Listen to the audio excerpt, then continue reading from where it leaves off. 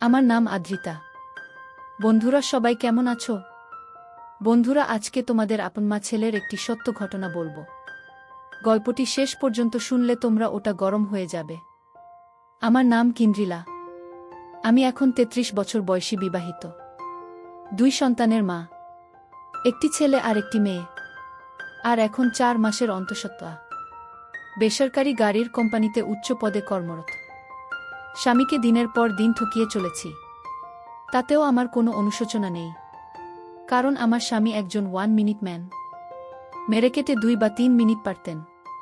কোনো দিন তার আগেই ওনার বেরিয়ে যেতে। এহেন মানুষের সাথে আমার মতো আগুন মেয়ের সারা জীবন কাটানো খুবই কষ্টসাধ্য ছিল। স্বভাবতই নিজের খিদে মেটাতে পর পুরুষের প্রতি আকর্ষণ। তবে যাকে পাবো তাকে দিয়েই নেবে এরকমটা নই। বাছবিচার করেই অন্যের রানী হয়েছি। বিয়ের আগে থেকেই আমি আগুন মেয়ে। একে একে সবগুলোই কাহিনীর আকারে তুলে ধরছি। আশা করি গল্প আপনাদের ভালো লাগবে। একটু বড় হবে গল্প, তবে বোরিং হবে না আশা করি। ১৬ বছর বয়স। তখন শহরের মেয়ে, সাজসজ্জা আধুনিকাদের মতোই। মিনি স্কার্ট পরতে ভালোবাসতাম। গায়ের রং একদম আলতা। লোকাট জামা পরতাম যাতে ভাঁজটা একটু আধটু দেখা যায়। আকার যথেষ্ট বড় ছিল। বেশি বড় হওয়ার কারণে একটু ঝুলেও গিয়েছিল। কোয়েড স্কুলে পড়তাম, সবাই চাইতো আমার সাথে একটু প্রেম করতে। তবে ওদের চাহনি দেখে বুঝতে পারতাম প্রেম যতটা না মনের, তার থেকে বেশি অন্য কিছু। একসাথে যখন বসে গল্প করতাম, ওদের চোখ থাকতো আমার অন্যদিকে। মজাও পেতাম, জামা টাইট হওয়ার কারণে বোতামগুলো যেন ছিঁড়ে যেতে চাইতো। ইচ্ছে করেই টাইট জামা পরতাম। দুটো জামার উপর প্রকটভাবে দেখা যেত। একদিন স্কুল থেকে ফিরে টিউশন পড়তে গেলাম। একটা 1 পিস ড্রেস পরে গেলাম, হাঁটুর ওপর পর্যন্ত। পাপা গাড়ি করে ছেড়ে দিয়ে কোনো কাজে চলে গেলেন। আমি রাস্তা থেকে হেঁটে স্যার এর বাড়ি গেলাম। স্যার এর কাজের মাসি দরজা খুলে দিলেন। আমাকে দেখে একটু হাসলেন। বললেন, তুমি বসো, তোমার স্যার স্নান করছেন। বলে উনি বাড়ির পেছনে কাজে চলে গেলেন। ঘরের ভেতরে নানা বই রাখা আছে, সবই বিজ্ঞানের। মেঝেতে একটা মাদুর পাতা ব্যাগটা রেখে রুমটা নিরীক্ষণ করতে লাগলাম। পেছন থেকে স্যারের গলা পেলাম, কিরে উইন্দ্রি, আজ এত তাড়াতাড়ি কেন? ঘুরে দেখলাম স্যার একটা টাওয়েল পরে দাঁড়িয়ে আছেন। বললাম, এমনই, কোনো বিশেষ কারণ নেই। স্যার আলনা থেকে একটা বারমুডা নিয়ে আমাকে বসতে বলে পাশের রুমে চোখে গেলেন। স্যার কোনো বয়স্ক লোক নন, অবিবাহিত, কেমিস্ট্রিতে মাস্টার ডিগ্রি করছেন। গ্রামে বাড়ি, এখানে ভাড়া বাড়িতে থাকেন। যাই হোক, একটু পরেই একে একে অন্যরাও এসে পড়ল। আমার একজন বন্ধুই এদের মধ্যে ছিল, নাম প্রকাশ। অন্যরা অন্য স্কুলের, প্রকাশ গরিব বাড়ির ছেলে। পোশাক পরিচ্ছদে তা বেশ ভালোভাবে ধরা পড়ত। আমরা যখন স্কুলে টিফিন আওয়ার্সে টিফিন খেতাম, ও চুপচাপ বসে থাকত। কেন জানি না, আমার ওর প্রতি একটা দুর্বলতা ছিল। সেটা কেন তা আজও বুঝতে পারিনি। যাই হোক, ও এসে আমার পাশে বসল। আমি অনেক কষ্টে দুটো চাপা দিলাম। তবে চাপা দেওয়ার কোনো ইচ্ছে যে ছিল তা নয়, ওটা লোক দেখানো গোছের। স্যার পাড়াতে শুরু করলেন। ঘণ্টা খানেক পরে প্রকাশ আমার কানের কাছে মুখ নিয়ে এসে ফিসফিস করে বলল, উইন্দ্রি, তোর জামার বোতামটা লাগা সব দেখা যাচ্ছে। চোখটা নামিয়ে দেখলাম সত্যি কথা। কখন যে উপরের বোতামটা খুলে গেছে বুঝতেই পারিনি। ভাঁজটা প্রকটভাবে দেখা যাচ্ছে। বোতামটা লাগিয়ে মৃদু স্বরে বললাম, থ্যাঙ্কস। পড়া শেষ, পাপার আমাকে নিয়ে যাওয়ার কথা, কিন্তু তখনও আসেননি। যদিও খুব দূরে নয়, 10 মিনিট হেঁটে গেলেই বাড়ি। প্রকাশ ও আমার সাথেই দাঁড়িয়ে, আমি না গেলে ও কোনোদিন যায় না। আধ ঘন্টা হয়ে গেলেও পাপা এলো না। প্রকাশকে বললাম, চল হেঁটেই চলে যাই। দুজনে পাশাপাশি হাঁটতে লাগলাম। প্রকাশ বলল, তুই এরকম কাপড় জামা পরিস কেন? বললাম, কেন, তোর কি ভালো লাগে না? বলল, ভালোই লাগে, কিন্তু অন্য ছেলেরা তোর দিকে যেভাবে তাকায় সেটা ভালো লাগে না। আজ সবাই দেখেছে। আমি বললাম, শুধুমাত্র খাজ দেখেছে, তুইও তো দেখেছিস, তোর ভালো লাগেনি? বলল, আমি দেখা আর সবাই দেখা কি এক? ওরা তোর কেউ নয়, আমি তো বন্ধু। এরকমই কিছু কথা বলতে বলতে এগোতে লাগলাম। সামনে একটা গলি, বেশি বড় নয়, ওদিকের আলো এদিক থেকে ভালোভাবেই দেখা যায়। গলিতে ঢুকে প্রকাশ বলল, একটু দাঁড়া, পেচ্ছাপ করব। বলেই পাশে নালাতে পেচ্ছাপ করতে গেল। দাঁড়িয়ে কাজ শুরু করে দিল। উল্টো দিকের আলোতে ওর বেশ ভালো করে দেখা যাচ্ছিল। বেশ বড় মনে হল। শেষ হলে কয়েকবার নাড়াল। ওইটা দেখে কেমন একটা অনুভূতি হল। ফিরে বলল, এবার চল। ওকে চমকে দিয়ে বললাম, তোরটা কিন্তু দারুণ। আমার কথায় লজ্জা পেয়ে গেল। হাতটা হাতে নিয়ে বললাম, চল, আর লজ্জা পেতে হবে না। বাড়ি ফিরে এলাম, মা দরজা খুলে দিল। মাকে প্রকাশের পরিচয় দিলাম। মা প্রকাশকে ভেতরে বসতে বলে রান্নাঘরের দিকে চলে গেল। আমি প্রকাশকে বললাম, তুই বস, আমি জামাটা চেঞ্জ করে আসি। রুমে গিয়ে একটা পাতলা স্ট্র্যাপ দেওয়া জামা পরে এলাম। ভেতরে জামা পরলাম না। এসে প্রকাশের সামনের সোফাতে বসলাম। একটা পা আর একটা পায়ের উপর তুলে দিলাম। প্রকাশ আমার দেখতে পেল। হাতের মুদ্রাতে ইঙ্গিত করে বোঝালো, দারুণ। মা খাওয়ার দিয়ে গেল দুজনকে। খেতে খেতে প্রকাশকে বললাম, কেমন? বলল, ঢাকা। তাই কি করে বলবো? আমি তখন পা দুটো সরিয়ে দিলাম। ও হা করে দেখতে লাগল। মায়ের পায়ের আওয়াজ পেলাম। চট করে নিজেকে গুছিয়ে বসলাম। মা বলল যে পাশের বাড়িতে যাচ্ছে। পাপা এলে যেন দরজাটা খুলে দিই। মা চলে গেল। প্রকাশের হাত ধরে আমার রুমে নিয়ে এলাম। জিজ্ঞেস করলাম, এবার বল কেমন? ও বেশ চালাক ছেলে। বলল, দূর থেকে বুঝতে পারিনি। বুঝলাম ও আবার আমার দেখতে চাইছে। জানালার পর্দাগুলো ভালো করে টেনে দিলাম। বললাম, ভালো করে দেখে নে। কাছে এসে নামিয়ে দিল। ও বল, হাত দেব? আমি বললাম, দে। একটা ঠান্ডা স্রোত যেন মেরুদণ্ড বেয়ে নেমে গেল। বুকের ভেতর থেকে হৃৎপিণ্ড যেন বেরিয়ে আসবে। এভাবে প্রায় কাজ করিয়ে নিতাম। উচ্চ মাধ্যমিক পাস করলাম। বেশ ভালো নাম্বার নিয়ে অটোমোবাইল নিয়ে বিটেক ভর্তি হলাম তামিলনাড়ুর এক নামকরা কলেজে। ভুলে গেলাম প্রকাশের কথা। অনেক নতুন বন্ধু হয়েছে, যদিও কাউকে তখন সেভাবে বন্ধু করিনি। অনেকেই আমার মতো আগুনের সংস্পর্শে আসতে চায়, যদি একবার পায় তার চেষ্টা করে। কিন্তু সেরকম কাউকেই দেখিনি যাকে দেখে ভিজে যেতে পারে। দেখতে দেখতে 1 বছর কেটে গেল। 2টো সেমিস্টার শেষ। বাড়ি এলাম 1 মাসের জন্য। মা বলল, চল মামা বাড়ি। মামা অনেক করে ডেকেছে। মামা বাড়ি গ্রামে, বেশ দূর। ট্রেনে সময় লাগে 4 ঘন্টা। আর ট্রেন থেকে নেমে রিক্সাতে আরও প্রায় 20 মিনিট। অনেক দিন পরে মামা বাড়ি যাচ্ছি।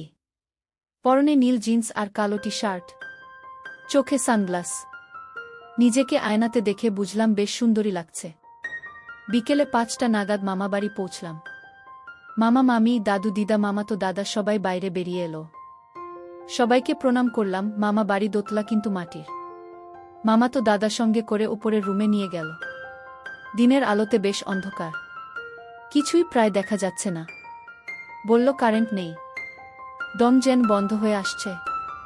দাদা ফস করে একটা দেশলাই জেলে একটা মোমবাতি জ্বালিয়ে দিল। কি অসম্ভব গরম। কোনো মতে চেঞ্জ করে বাইরে বেরিয়ে এলাম। বাইরে বেশ বাতাস বইছে। দেখলাম অনেকে মেয়ে বউ মায়ের সাথে দেখা করতে এসেছে। আমাকে সবাই দেখতে চায়। কাউকেই চিনি না। বিভিন্ন জন বিভিন্ন কমপ্লিমেন্ট দিতে লাগল। সবই শুনতে ভালো লাগলো। মা বলল যে, যা দাদার সঙ্গে একটু ঘুরে আয়। বুঝতে পারলাম না এখানে কোথায় যাব ঘুরতে। তাও নিমরাজি হয়ে বেরোলাম। দাদা বলল, চল তোকে আমাদের দিঘিটা দেখিয়ে আনি।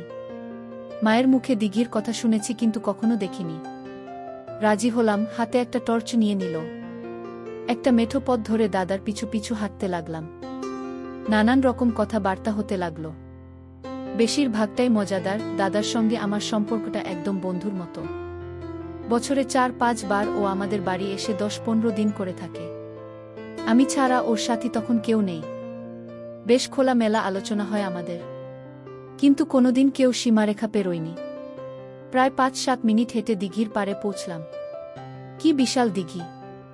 চারপাশে বড় বড় গাছপালাতে ভর্তি। সন্ধ্যের মুখে প্রচুর পাখির আওয়াজ পেলাম। সবাই বাসায় ফিরছে। দিঘির পাড়টা বেশ পরিষ্কার।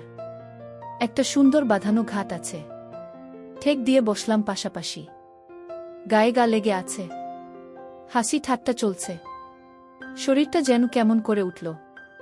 একটা অনুভব করলাম। বললাম, হিসি পেয়েছে। দাদা বলল, এখানেই করে না, কেউ নেই। বললাম, তুই তো আছিস। আমি তো তোর বন্ধু, আমি দেখলে ক্ষতি নেই। ওই দিকে গিয়ে সেরে নে। 2-3 পা এগিয়ে বসলাম। শিশি করে আওয়াজ হতে লাগল। শেষ করে দাদার দিকেই মুখ করে উপর টেনে নিলাম। খেয়াল হলো দাদা এক দৃষ্টিতে তাকিয়ে আছে। কারণ জামাটা নামাতে ভুলে গেলাম। দাদা বলল, আর দেখাতে হবে না। লজ্জার ভান করে জামাটা গুছিয়ে দাদার মাথায় একটা হালকা চাটি মারলাম। তুই একটা অসভ্য, কেন দেখলি? বলল, তুই তো দেখলি। তা একটু কাছ থেকে ভালো করে দেখা না। ভীষণ লজ্জা পেয়ে বললাম, ধুর, আমার বুঝি লজ্জা লাগে না? আদপেও আমার কোনো লজ্জা লাগেনি। মনে হলো দাদার যদি ওখানে নিই তাহলে ক্ষতি কি? বললাম, আর একটু অন্ধকার হোক দেখাবো বলে পাশে বসলাম। দাদা বলল, ঠিক আছে। বুঝলাম দাদাও আমার মতো অবস্থায়। খুব ইচ্ছে হচ্ছে। হঠাৎ দাদা বলল, ওই মোটা গাছটার নিচে চল। উপর দিয়ে কাজ সেরে বাড়ি চলে এলাম। পরদিন বাড়ি চলে এলাম। ফিরে গেলাম কলেজ জীবনে। মনের মধ্যে ইচ্ছেটা জেগে থাকল। কিন্তু এখানে এমন কাউকে পাইনি যাকে দিয়ে নিতে পারি। 1 মাস কেটে গেল। হঠাৎ মনে হলো আমার তো হয়নি এ মাসে। বুকটা ধাকাস করে উঠল। একটা ঠান্ডা স্রোত শির দ্বারা বেয়ে নেমে গেল। বুঝলাম সর্বনাশ হয়ে গেছে। কি করব ভেবেই পাচ্ছি না। রুমমেটদের সঙ্গে আলোচনা করব কিনা ভাবছি। ভাবলাম এখন আর কিছুই করার নেই। ভরসা একমাত্র মা। মাকে বললাম যে এই মাসে পিরিয়ড হয়নি। মা বলল, অনেক সময় দেরি হয়। 2-1 দিন দেখ, আমি তো জানি কি হয়েছে। দাদা আমার সর্বনাশ করে দিয়েছে। 2 দিন পরে আবার মাকে বললাম। মা ছুটি নিয়ে বাড়ি যেতে বলল। 10 দিনের ছুটি মঞ্জুর হলো। বাড়ি গিয়ে ডাক্তারের কাছে গেলাম। ডাক্তার নানা পরীক্ষা নিরীক্ষা করে টেস্ট লিখে দিলেন।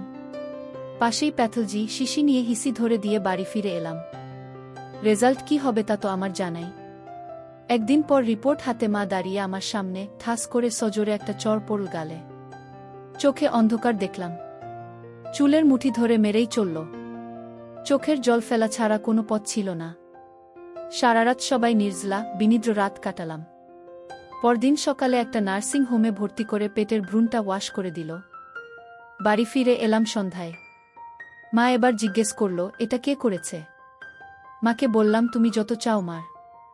চাইলে একদম মেরে ফেলো, কিন্তু আমি নাম বলবো না।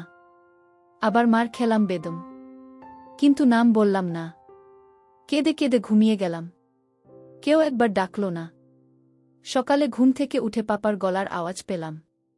মাকে বলছে, আমি জানব আমি নিঃসন্তান। আমার কোনো মেয়ে নেই। আমি যেন ওর মুখ না দেখি আরগু।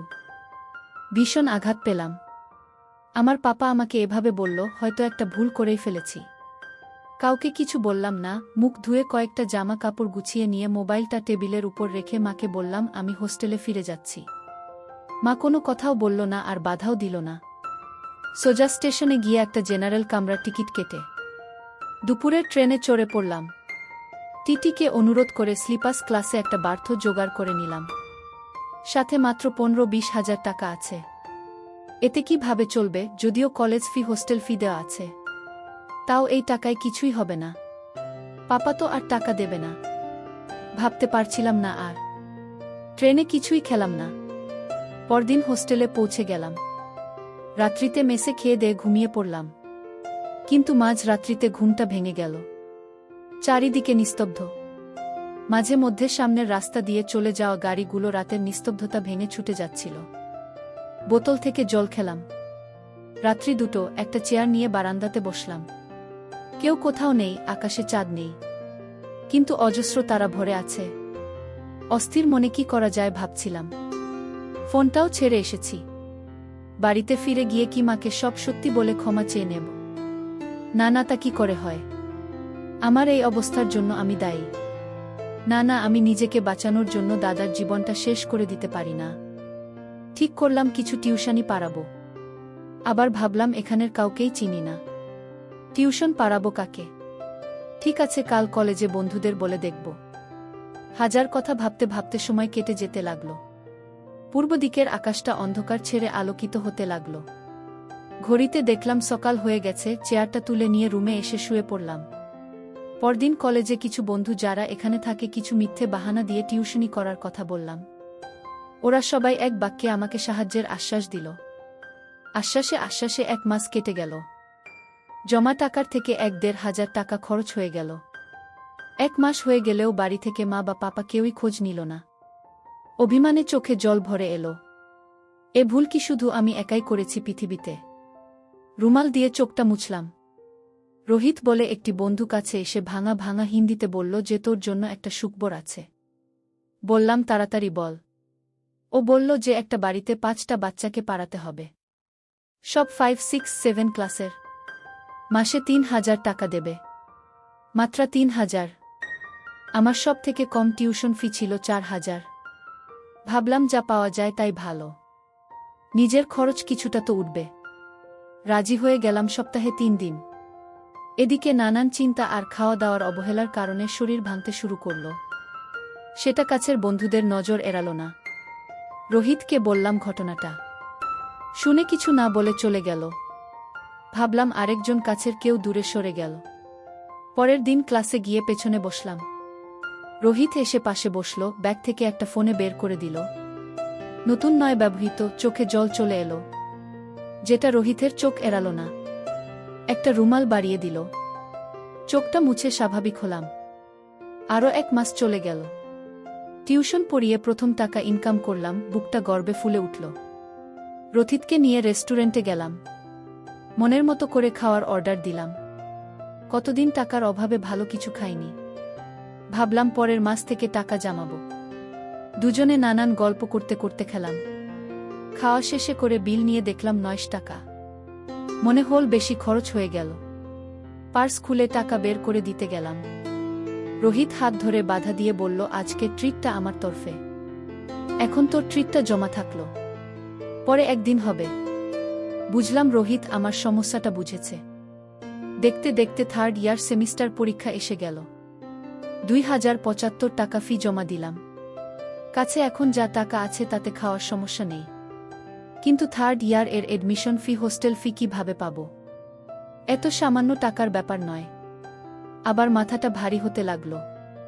রোহিতের চোখ এড়াল না। বলতেই হলো। হা হা করে হেসে উঠে বলল, ওটার এখনো অনেক দেরি। সব ব্যবস্থা হয়ে যাবে, আগে এই ইয়ার পাস কর। তাও মনটা ভারাক্রান্ত হয়ে থাকল। ৬ মাস হয়ে গেল, কেউ খোঁজ নিল না। তাহলে সত্যি কি আমি মা বাবার চোখে মৃত? দু চোখ বেয়ে জল পড়তে লাগল। পরীক্ষা শেষ, সবাই বাড়ির পথে। শুধু আমি সারা ১ মাস কলেজ বন্ধ থাকবে। রোহিতও আসবে না। আমি তাহলে কোথায় যাব? কিছু আজ চলে যাবে, কিছু কাল। হোস্টেল ফাঁকা হয়ে যাবে। রোহিত সন্ধে বেলা এলো, বলল ব্যাগ গুছিয়ে ফেল। অবাক হলাম, ব্যাগ কেন গোছাব? কোথায় যাব? তাহলে কি তাকে নিয়ে যেতে পাপা এসেছে? ছুটে বাইরে বেরিয়ে এলাম একরাশ আশা নিয়ে, কিন্তু না, রুমে ফিরে গেলাম হতাশা নিয়ে। রোহিত বলল ওর মাকে ও সব বলেছে। ওর মা আমাকে ওদের বাড়ি নিয়ে যেতে বলেছে। বললাম আজ নয়, কাল বিকেলে যাব। মনের মধ্যে একটা ক্ষীণ আশা যে হয়তো পাপা কাল আসবে। আমি না থাকলে খুঁজবে কোথায়? কিন্তু না, আমি খুব ভুল। আমার এবার সন্দেহ হলো যে আমি ওদের মেয়ে তো নাকি কোনো অনাথ আশ্রম থেকে দত্তক নেওয়া বেওয়ারিশ মেয়ে। আর ভাবলাম না। পরদিন বিকেলে রোহিতের সাথে ওদের বাড়ি গেলাম। অপরিচিত ফ্যামিলি হলেও আমার ভয়ের কারণ নেই। কারণ সব থেকে বড় ক্ষতি আমি নিজেই করে নিয়েছি। আর ও আমার বিপদের একমাত্র সাথী। একে আমি কোনোভাবেই হারাতে রাজি নই। রোহিতের মায়ের সাথে আলাপ হলো। রোহিতের মা বাবা কেউ ভালোভাবে হিন্দি বলতে পারেন না। ভাঙা ভাঙা হিন্দিতে কথাবার্তা চলতে থাকল। আমি ওনাকে আত্মাই বলতাম, আত্মাই মনে কাকিমা। তামিলে মামা, মনে কাকু। বেশ ভালোই কাটতে লাগলো দিনগুলো। কাকিমার কাছে অনেক রকম রান্না শিখলাম। ২-১ বার রান্না করে খাওয়ালাম। কাকু কাকিমা মাথায় হাত বুলিয়ে অনেক আদরও করলেন। রোহিতের সাথে বেশ ফ্রিভাবে মিশে গেলাম। মামা মনে কাকুকে বললাম একটা যদি শিক্ষা লোন করে দেন। কাকু ব্যাংকের ম্যানেজার। বললেন এডুকেশন লোন পাওয়া যাবে না। যদি চাই তাহলে টার্ম লোনের ব্যবস্থা করে দিতে পারেন। তাতেই রাজি হলাম। 3rd ইয়ারের সেমিস্টারের সময় করে দেবেন। রোহিতকে বললাম আরও কয়েকটা টিউশন জোগাড় করে দিতে। না হলে লোন শোধ দেব কিভাবে? রোহিত যথারীতি আশ্বাস দিল। 1 মাস দেখতে দেখতে কেটে গেল। সময়টা খুব মজা করে কাটালাম রোহিতের সাথে। কোনো রকম অসভ্যতাও করেনি। মনে মনে রোহিতকে ভালোবেসে ফেললাম। সুযোগ পেলেও এড়িয়ে গেছে। ওকে না দেখতে পেল মনটা ছটপট করত। সব কিছুতেই ওকে খোঁজার চেষ্টা করতাম। মানে শয়নের স্বপনে জাগরণে শুধুমাত্র রোহিত আর রোহিত। ক্লাসের পর ঘন্টার পর ঘন্টা দুজনে নিরিবিলিতে কাটাতাম। ও আমার কোলে মাথা দিয়ে শুয়ে থাকত। আমি মাথার চুলে বিলি কাটাতাম। ইচ্ছে করে ওর দিকে ঝুঁকে পড়তাম। কিন্তু অতি ভদ্রতার খাতিরে ও কিছু করত না। বুঝলাম যা করার আমাকেই করতে হবে। এখন তো জেনেই গেছি না হওয়ার ফর্মুলা। ইচ্ছে করেই ওকে দিয়ে ওষুধ কেনালাম। বললাম আমার সমস্যা তাই এটা খেতে হয়। এটা অবশ্য এর প্রেসক্রিপশন অনুযায়ী। কিনে এনে দিল। দেখতে দেখতে সেকেন্ড ইয়ারের পরীক্ষা শেষ হল। যথারীতি রোহিতের বাড়ি গেলাম। রোহিতের মা বাবা বেশ, বাড়ির কথা ভুলেই গেলাম। ছুটির দিনে দুপুরে সবাই একসাথে খেতে বসেছি। কাকু বেশ কিছু মজাদার ঘটনা শোনালেন। রোহিতের ছোট বয়সের। রোহিত ভীষণ লজ্জা পেয়ে গেল। হঠাৎ আমার ফোনটা বেজে উঠল। কে আবার আমাকে ফোন করল? যারা করে তারা সবাই এখানে। কোনো বন্ধু হবে হয়তো। বাম হাতে ফোনটা নিয়ে চমকে উঠলাম। হৃদয় বিদীর্ণ করে দেওয়া একটা কান্না গলার কাছে আটকে গেল। কোনো নাম নেই, শুধু নাম্বার। কিন্তু এটা আমার চেনা, এটা মায়ের নাম্বার। হ্যালো, কে? ওপাশ থেকে আওয়াজ এলো, তিতলি, আমি মা। আমার মা বাবা আমাকে এই নামেই ডাকত। মা, কাকে চাইছেন আপনি? তুই কি তোর মা পাপাকে ভুলে গেছিস? বললাম সেটা তোমার ভালোই বলতে পারবে কে কাকে ভুলে গেছে। বলল, কেমন আছিস মা? আর কান্নাটা চেপে রাখতে পারলাম না। হাউমাউ করে কেঁদে ফেললাম। কাকু কাকিমা রোহিত আমার আর মায়ের কথোপকথন বুঝতে না পারলেও কান্নার ভাষা বুঝতে অসুবিধে হল না। সবাই উঠে ছুটে এলেন আমার কাছে। মায়ের থেকে পাপা ফোনটা নিয়ে বলল, তোর কি পাপাকে একবার দেখতেও ইচ্ছে করে না? পাপার কথাগুলো স্মরণ করিয়ে বললাম, এতদিন পরে হঠাৎ কেন মনে পড়ল? বেঁচে আছি কিনা যাচাই করতে। পাপা, আমি কি পৃথিবীর একমাত্র মেয়ে যে এই ভুলটা করেছে? চলে আসার পরে একবারও মনে হয়নি এই অচেনা পৃথিবীতে, অচেনা অজানা পৃথিবীতে আমার কি হবে? খোঁজও নাওনি তোমার, তাহলে আজ কেন? আমি এখন যাব না। কাকু আমার হাত থেকে ফোনটা নিয়ে পাপার সাথে ইংরেজি হিন্দি মিশিয়ে কথা বলতে লাগলেন। নিজের পরিচয় দিলেন, শেষে বললেন আমাকে বুঝিয়ে সামনের সপ্তাহে পাঠিয়ে দেবেন। আরও টুকিটাকি কথাবার্তা সেরে ফোনটা ছেড়ে দিলেন। দাঁড়িয়ে দাঁড়িয়ে কাঁদতে থাকলাম। কাকিমা মাথায় হাত বুলিয়ে খেতে বসলেন। কিন্তু খেতে পারলাম না। উঠে হাত ধুয়ে শুয়ে শুয়ে অনেকক্ষণ কাঁদলাম। কখন ঘুমিয়ে পড়েছিলাম মনে নেই। কাকিমার ডাকে ঘুম ভাঙল। বলল, কাকুর সাথে সবাই বেড়াতে যাচ্ছে, আমাকেও সঙ্গে নিতে চায়। কিন্তু বেড়ানোর মুড ছিল না। কাকিমাকে বুঝিয়েও বলতে উনি চলে গেলেন কাকুর সাথে, রোহিত গেল না। আমাকে একা ছেড়ে যেতে চাইল না। তাই কাকু কাকিমা দুজনে চলে গেলেন। বালিশে মুখ গুজে শুয়ে থাকলাম। হঠাৎ মাথায় হাতের স্পর্শ। রোহিত মাথায় হাত বুলিয়ে দিচ্ছে। রোহিতের বুকে কেঁদে ফেললাম। রোহিত কাছে এসে আমাকে মাথায় হাত বোলাতে বোলাতে সান্ত্বনা দিতে লাগল। কান্না কিছুটা কোমল। দুজনে উঠে পড়লাম। একটা মোটা টাওয়েল নিয়ে এসে বিছানায় পেতে দিলাম। কিন্তু কেন জানি না মনে হলো এটা সাজানো ভালোবাসা। দুদিন পরে বুঝলাম আমি ঠিক। আমার বিয়ের ঠিক করা হয়েছে। গ্রামের ছেলে, দেখতে শুনতে ভালো। স্নাতক, চাকরি পায়নি। বাবার একটি বড় ব্যবসা হার্ডওয়্যার এর। ছেলে এসেছে আমাকে দেখতে। দেখে ওদের পছন্দ হলো। আমি মুখ তুলেও ছেলেকে দেখলাম না। মা জানতে চাইল আমি রাজি কিনা। বললাম আগে আমি পড়া শেষ করব, তারপর বিয়ে করব। তাতেই রাজি ছেলে। ওরা চলে গেলে মায়ের সঙ্গে ভীষণ ঝগড়া হলো। পরের দিনই চলে এলাম এখানে। 3 দিন বাকি কলেজ খুলতে। রোহিতের বাড়িতে গেলাম। পড়া শেষে হলো একটা গাড়ির কোম্পানিতে চাকরি পেলাম। 7 লাখ টাকার প্যাকেজ। যে কোম্পানিতে আমি আজও আছি। বেশ ভালো পদে, ভালো বেতনে। রোহিত বিদেশ চলে গেল। যোগাযোগ বিচ্ছিন্ন হয়ে গেল। আর আমি ফিরে এলাম বাড়িতে। কথা অনুযায়ী বিয়ে করতে হলো। ইচ্ছে না থাকলেও করলাম। মনে মনে অপেক্ষা করতে লাগলাম। রাত্রি প্রায় 2টোর পর সবাই চলে যেতে আমার স্বামী ঘরে ঢুকল। আমার কোনো লাজও নেই, লজ্জাও নেই। তাই কোনো অভিনয় নেই। সকালে ঘুম থেকে উঠে স্নান করলাম। শাশুড়িমা চা দিয়ে গেলেন। বললেন চা খেয়ে রান্নাঘরে চলে এসো। চা খেয়ে রান্নাঘরে গেলাম। দেখলাম বাড়ির বড় বউ রান্না করছে। কাছে এগিয়ে গেলাম। এক মুখ হাসি উপহারের সাথে একটা তরকারি বানানোর আদেশ পেলাম। রাগে গাটা জ্বলে উঠল। কেউ আমাকে আদেশ করবে এটা হবে না, কিছু না বলে সবজিটা রান্না করে বেরিয়ে এলাম। কি অসহনীয় গরম, ঘামে ভিজে গেছে। রুমে ফিরে এলাম। আমার স্বামী মাঝে মাঝেই কাজের অজুহাতে আমার কাছে আসছে আর চলে যাচ্ছে। বুঝলাম ওর ইচ্ছে হচ্ছে আমাকে, কিন্তু পারছে না। ইচ্ছে করেই একটু সরিয়ে দিলাম। আমার মনের কথা পৌঁছল না ওর মনে, চলে গেল। দুপুরে খেয়ে দিয়ে রুমে এলাম। টুকিটাকি কিছু কথাবার্তা হতে থাকল। লোকটাকে দেখে রাগে জ্বলতে লাগলাম। চেয়ারে বসে বিয়েতে পাওয়া উপহারগুলো দেখতে লাগলাম। কয়েকটা বই, ফুলদানি, এরকম কিছু জিনিস। সোনাদানা সব কিছুই শাশুড়ি মায়ের কাবজাতে। একটা বই নিয়ে পড়তে লাগলাম। নামেই পড়ছিলাম, কিন্তু মন বইতেছিল না। চোখ থেকে জল বেরিয়ে যাচ্ছে। মা পাপার ওপর ভীষণ রাগ হল। এরা তো আমার জীবনের সবথেকে বড় সর্বনাশ করে দিল। এভাবে জীবন কাটবে কিভাবে? এক সপ্তাহ কেটে গেল। অষ্টামঙ্গলাতে বাপের বাড়ি যাব। ছুটিও শেষের পথে।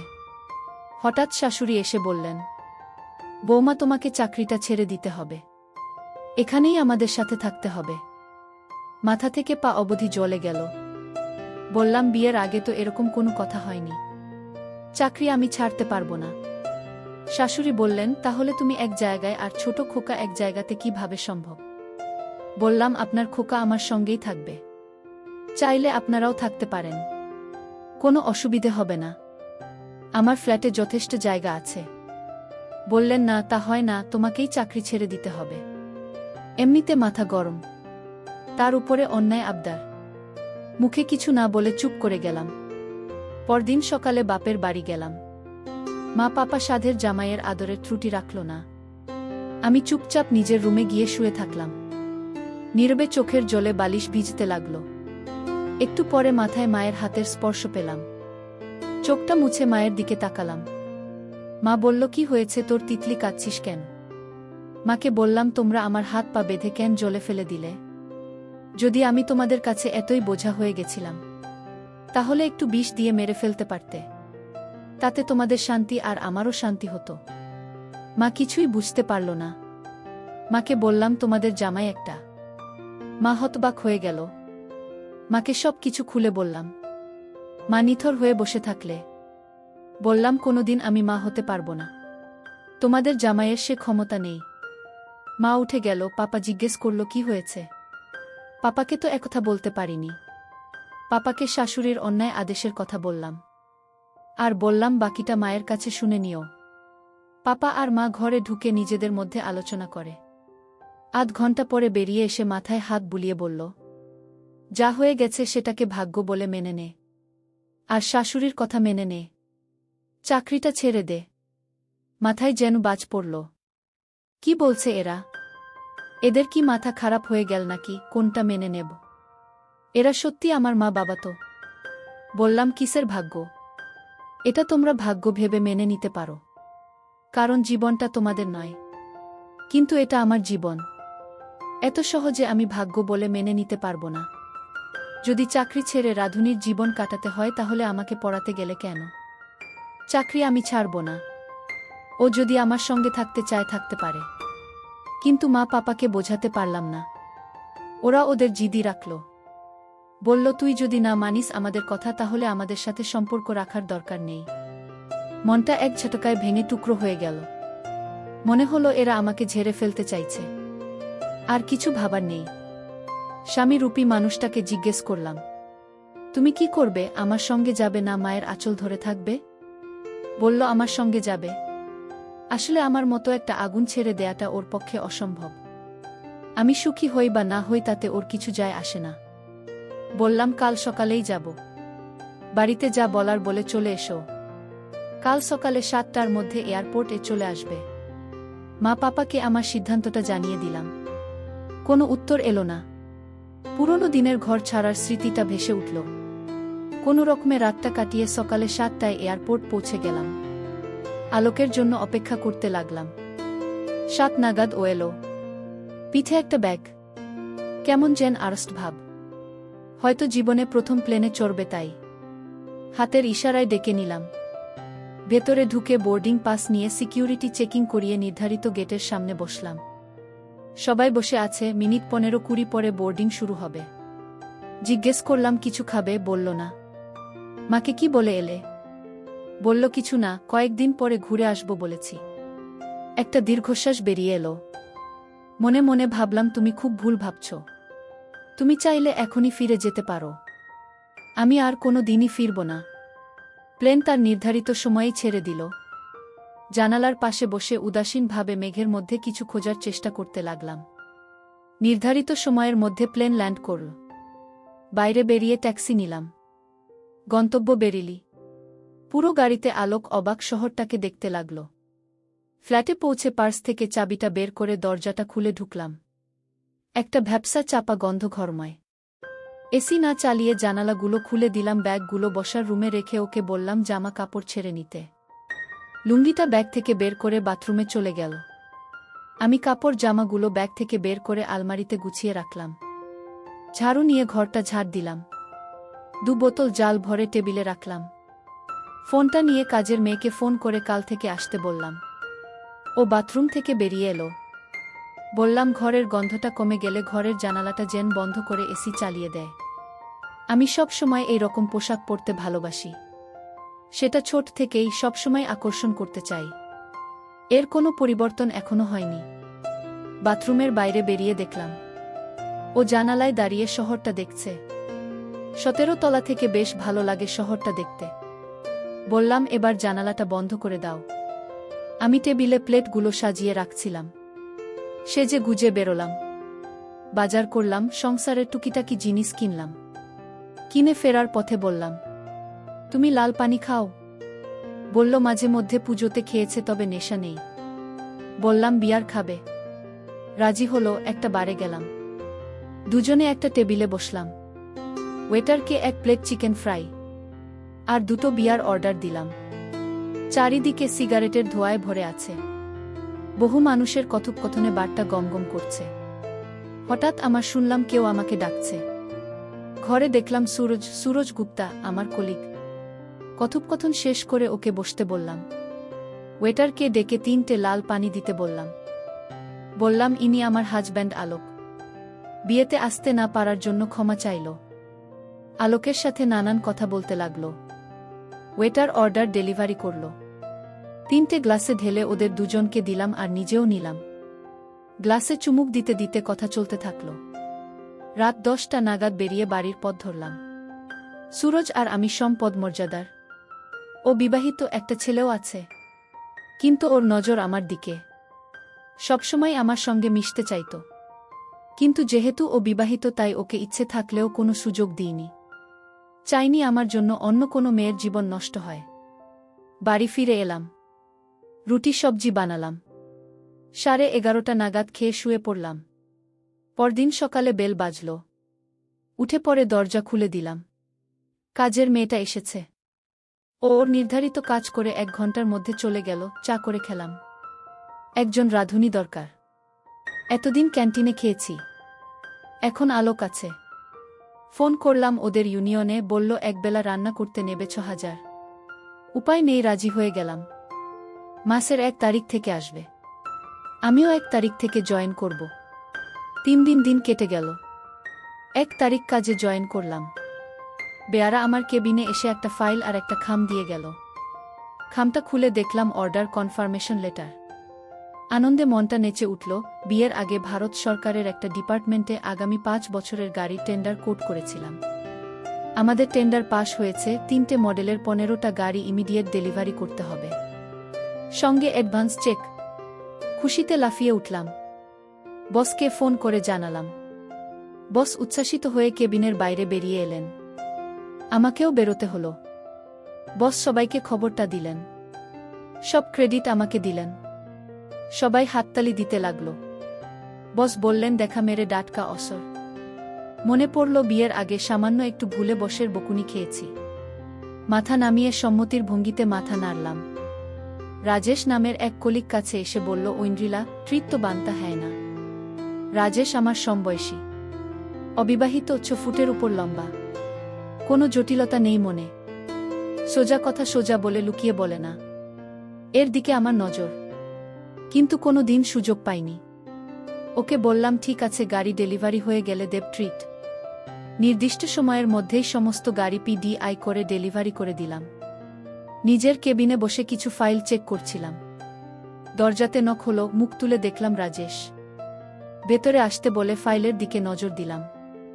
রাজেশ হাত থেকে ফাইলটা টেনে নিয়ে টেবিলে রেখে বলল, তুম ক্যা ট্রিট এভয়েড কর রহে হো?